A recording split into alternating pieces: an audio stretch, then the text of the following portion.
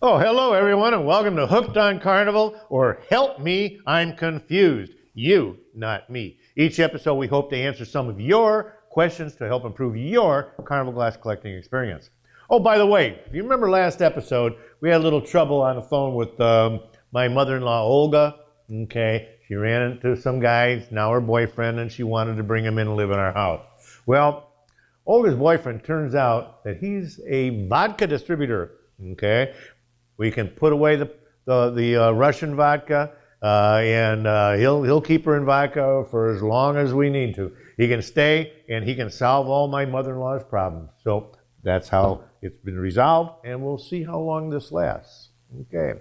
This week we've enlisted a sleep study technician, a veterinarian, and the guy who invented my pillow. I know, Tasha, that's your pillow. I know your pillow. I thought we settled that last season. Now let's get on with it. Okay?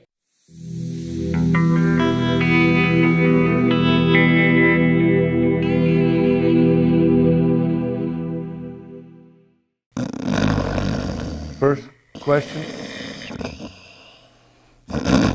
My God, what's that noise? It's Boris. He's sleeping backstage in his dressing room. That's snoring. He was up all last night and wasn't able to sleep because he snored himself awake. Snored himself awake. I don't even know what that means. I've never heard that before. Okay, but he's got a big problem. You know that. Okay, well, close the door to the dressing room and let's get started with a question. Okay, close the door. Oh boy, snoring. Okay, question number one. Here we go.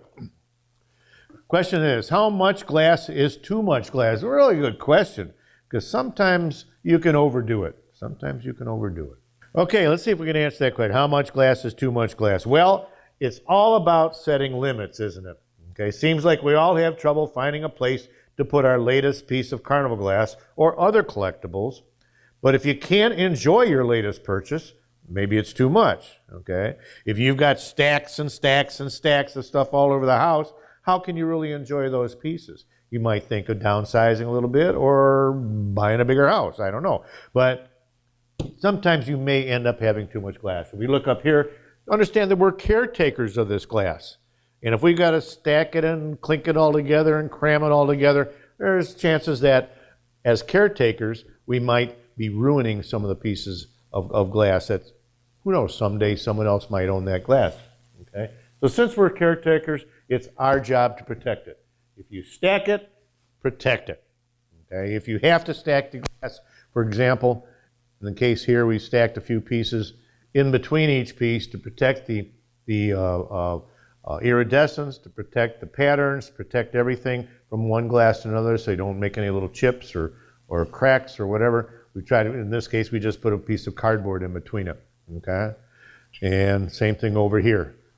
In between these two pieces, a little bit bigger piece of cardboard to make sure that they don't clink and they don't clank and they don't scrape and they don't ruin the surfaces of the one at the bottom.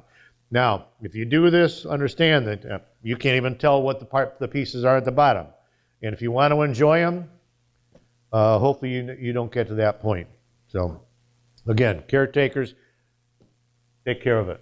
If you drink, you might notice there's a picture on your screen right now. Okay, it's my bar down in the basement. If there's too many pieces, you may not be able to get a drink when you want to. Again, stacking it in another place to avoid stacking it in a chest or a display case.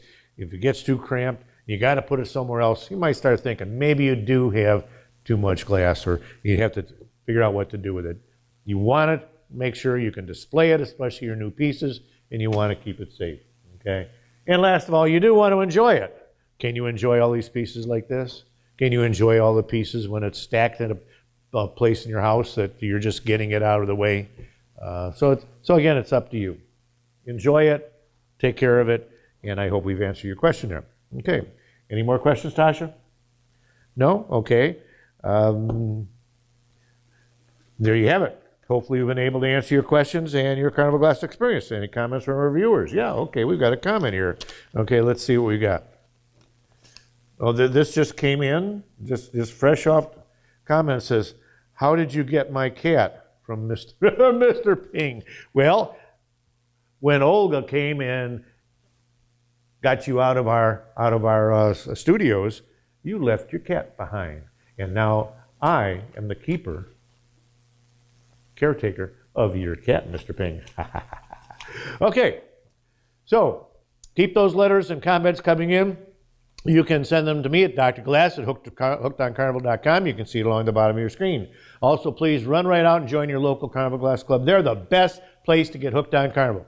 For those who live in or near the Great White North, think about joining the Canadian Carnival Glass Association. They're a great club, and the membership is no more than a soothing sleep on Amazon. Again, you can see their website along the bottom of your screen. And that's our show today. Boris, you're up. Oh, you're up. Oh, you missed the show, and I've got to say, you have got a problem. You got to see a doctor or a vet or whatever tickles your uvula. You know what that is? That's that thing in the back of your throat.